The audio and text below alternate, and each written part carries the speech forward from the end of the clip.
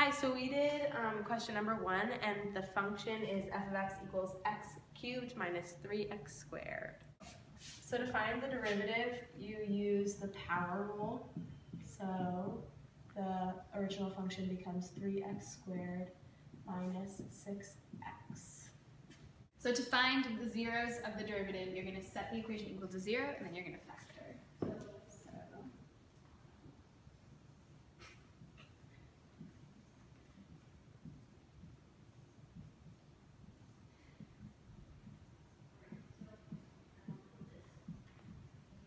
So you know that x is going to equal 0 and x is going to equal 2 to make the derivative equal to 0.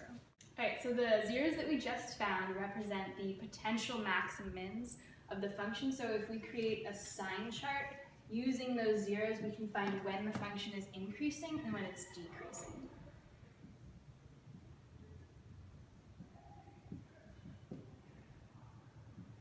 Alright, so if we plug -1 into the derivative, we get 3 plus 6, which is a positive value.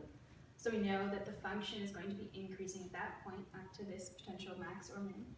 And then if we plug 1 in, we get 3 minus 6, which is negative. So we know now that 0 is a maximum. And if we plug 3 in, we get 27 minus 18, which is a positive value. So we know we have a minimum at x equals 2. So our next step is to find the second derivative. So we use the power rule again, but with the first derivative this time. So it becomes 6x minus 6. Alright, so we're going to find the zeros of the second derivative so we can find any points of inflection that are on the first derivative. So we're just going to set it equal to 0 again.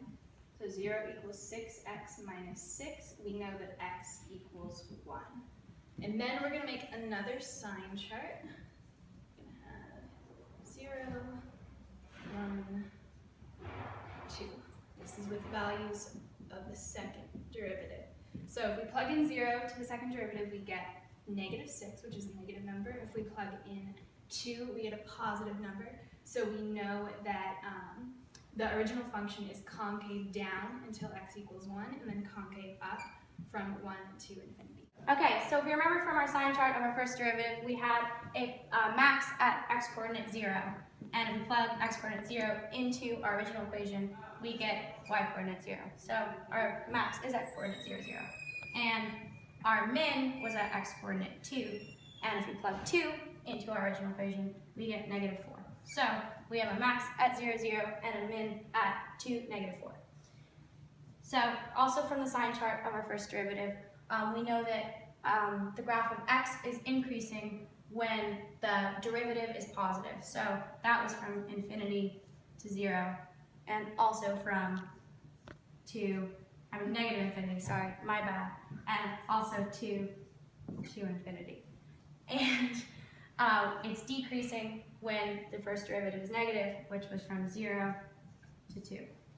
So concave up, we can tell this from our second derivative. So if you remember from our sign chart of our second derivative, we know that the graph of f of x is concave up when the second derivative is positive. And the second derivative is positive from 1 to infinity.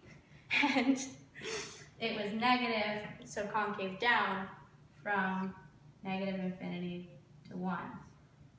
And the point of inflection is the point where the second derivative is equal to 0, or it's undefined. And in this case, that was at x coordinate 1.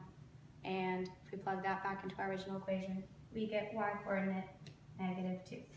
So using the list of all of the points we have, we can then move forward and make our graph. And so we know there's a max at 0, 0. So you can draw a point here and I'll label it 0, 0. And then you know there's a minimum at 2, negative 4. So 2 down at negative 4. So we know that the point of inflection is at 1, negative 2. And what the point of inflection means is that's where it changes from being concave down into concave up. And so you know that the graph is increasing from negative infinity to 0, and that it's concave down from negative infinity to 1. So you know it looks like this, down to point 1. And then From 1 until infinity, it's concave up and it's decreasing from 0 to 2. So you can draw that in. By factoring out of the first equation, you know that there's another 0 at 3, and that's where it crosses back through the x-axis on its way up. And since you know it's increasing, you can finish this and draw it all the way back up. And so that's what your function